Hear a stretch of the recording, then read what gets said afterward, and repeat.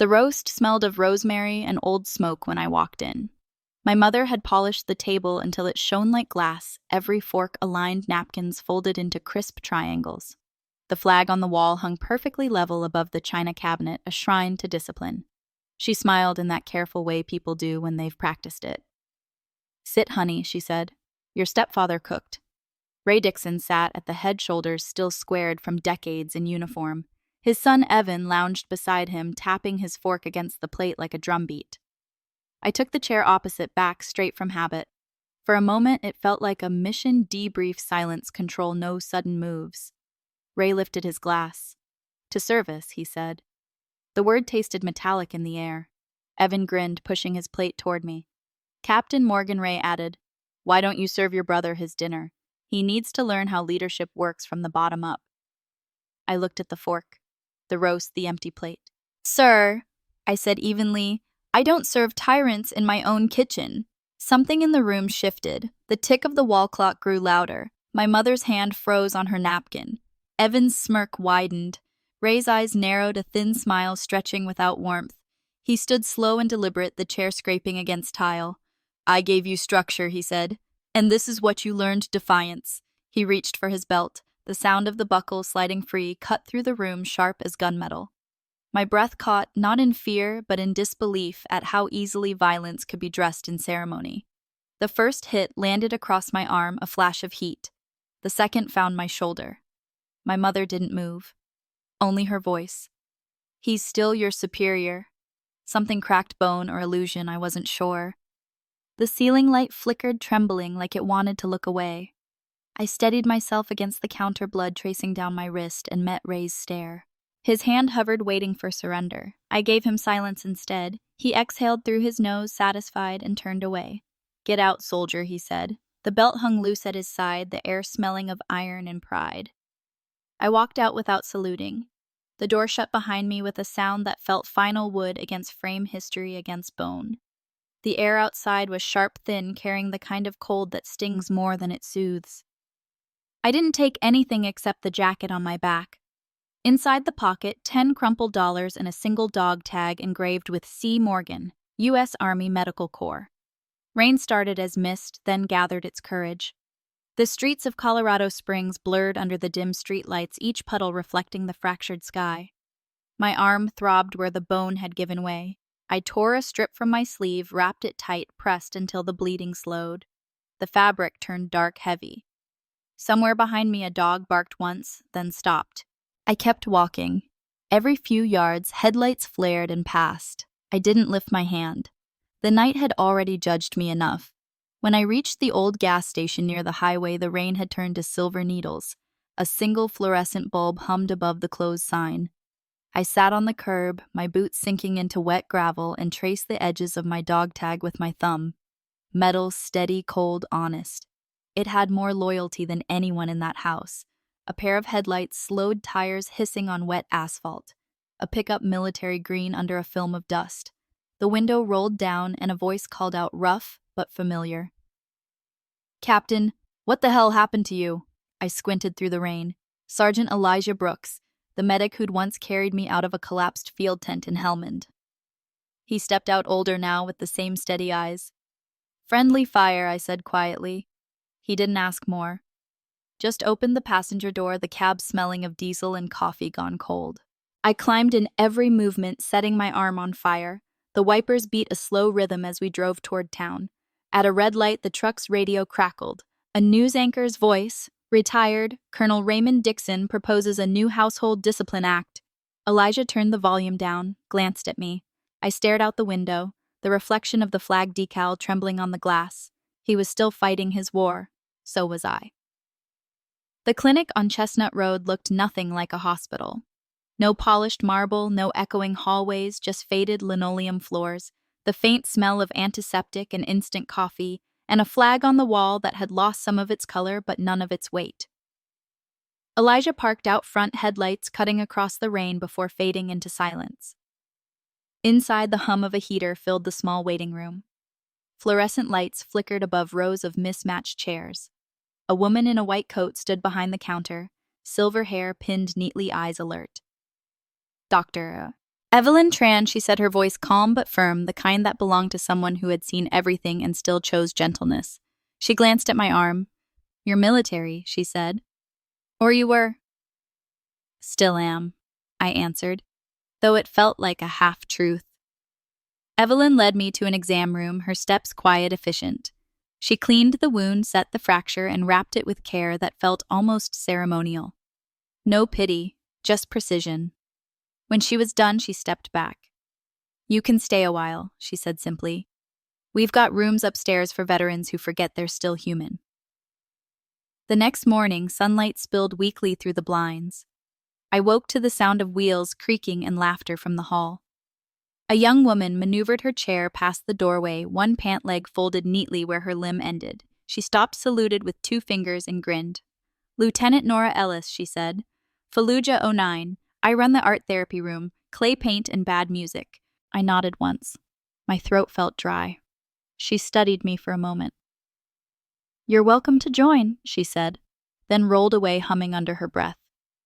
That afternoon, I helped an older vet change his bandage. His hands shook as he spoke. Ma'am, he said, suddenly squinting at my name tag. You saved my brother back in Kandahar. I froze the gauze halfway around his wrist. He made it, I asked. He nodded. You did good, Captain. Later, Evelyn found me in the hallway, my hands still smelling of iodine. You're not here to escape, she said softly. You're here to rebuild. Through the open door, I saw Nora in the art room, her hands pressing into wet clay under a warm light. The glow reached her face, then spilled across mine. For the first time in months, the fire didn't burn. It breathed. The letter arrived on a Wednesday, folded too neatly to be good news. It was waiting on the small metal tray outside my door, brown envelope, government seal, pressed flat like a scar. My coffee had gone cold by the time I opened it. Captain Claire Morgan, U.S. Army Medical Corps. You are hereby placed under administrative review pending investigation. The words were clean, almost polite. Bureaucracy always knew how to wound without raising its voice. I read the letter twice, then once more until the lines blurred into one long accusation. Downstairs, the clinic smelled of bleach and rain. Dr. Evelyn was restocking gauze when I handed her the letter. She didn't look surprised, just adjusted her glasses and said, Who filed it? I hesitated. Ray Dixon. Her eyes lifted sharp but steady. On what grounds? I let out a breath that might have been a laugh. Emotional instability, potential threat to minors. For a moment the heater hummed too loudly. Then she said, He's still fighting the war he lost. I nodded, using the system I swore to serve. That night I stayed in the office after everyone left. The clinic's lights went dim, except for the one above my desk, flickering like a pulse.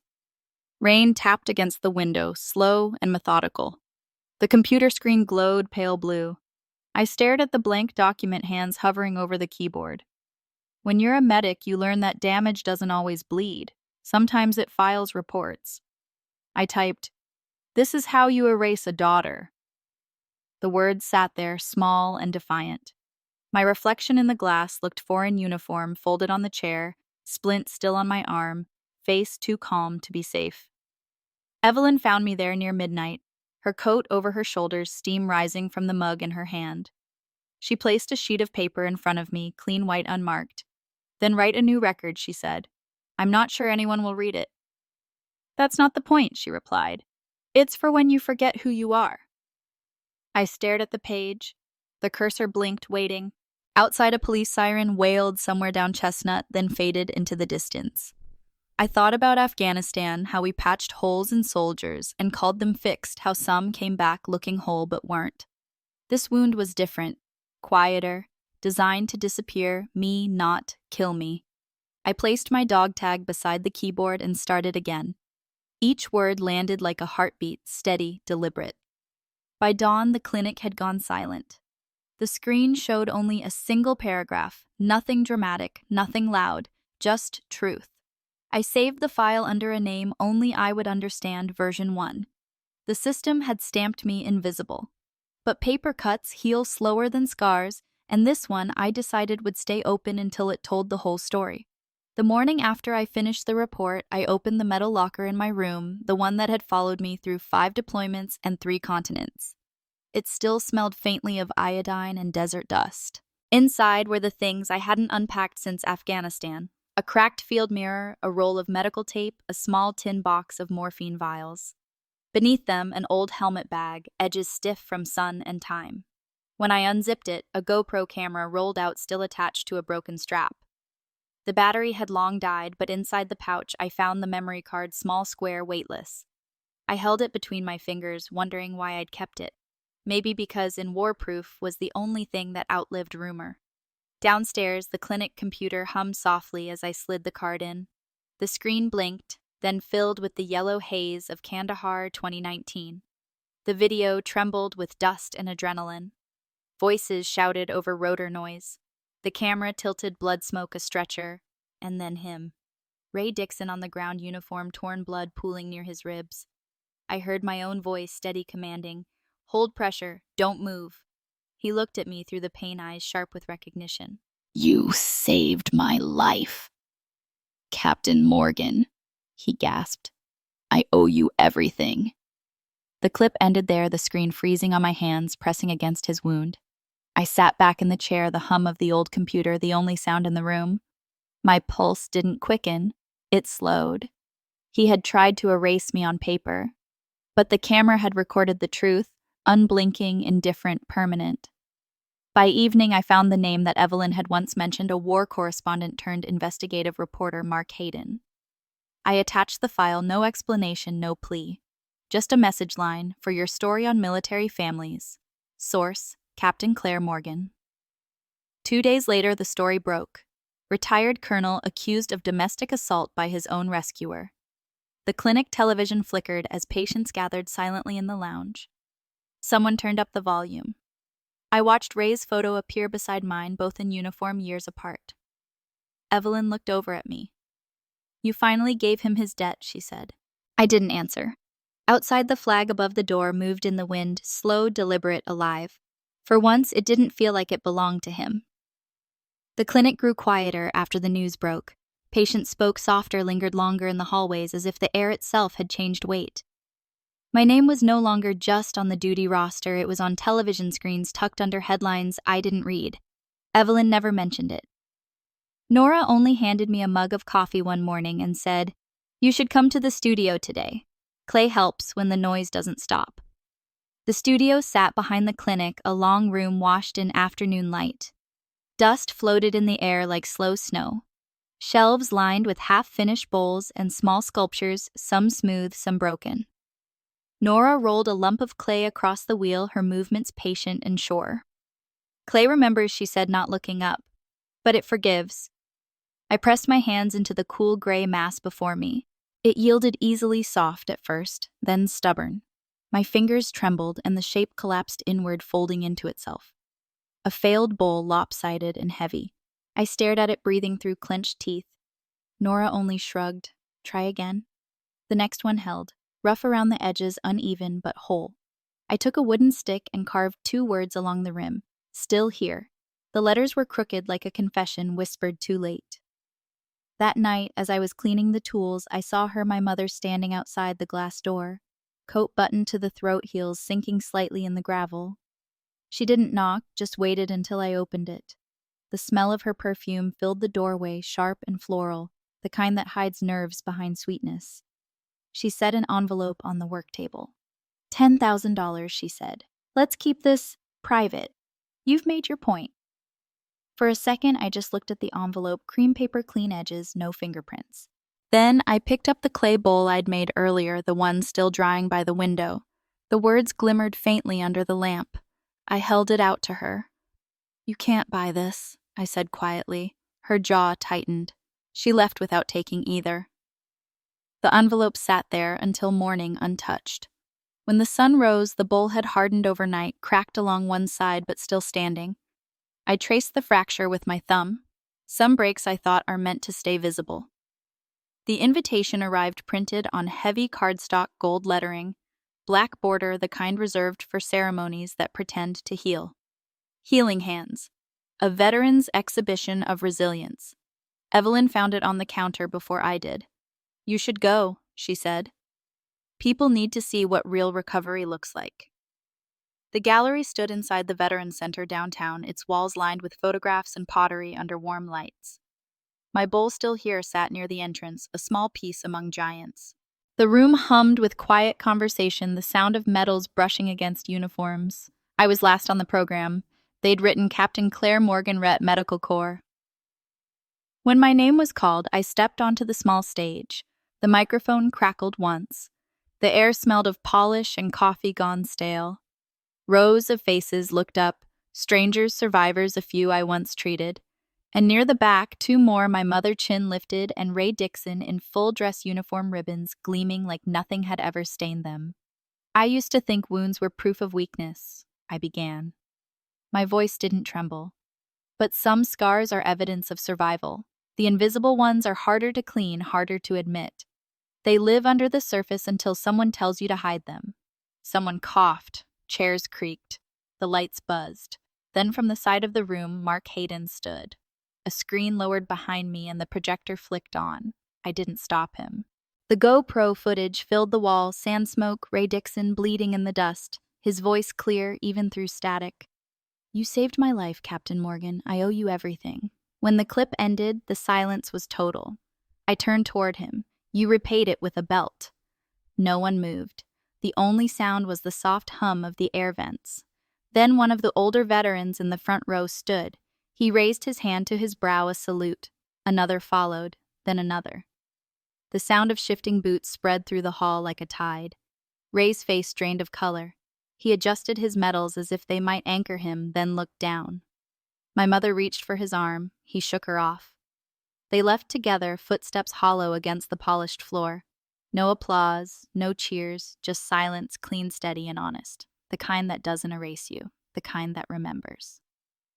A year passed quietly, the kind of quiet that doesn't erase sound but absorbs it. The studio stood at the corner of an old industrial block, brick walls, tall windows, the faint hum of the kiln rising through the floor like a heartbeat.